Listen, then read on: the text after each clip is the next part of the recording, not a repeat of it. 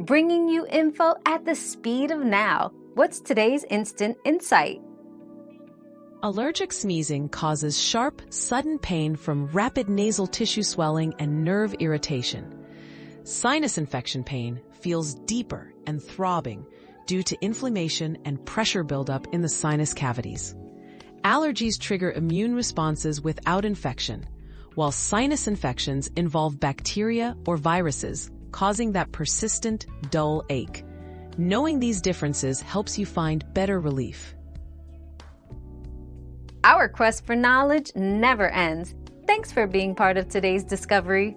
Subscribe, like, and share to join us on the next one.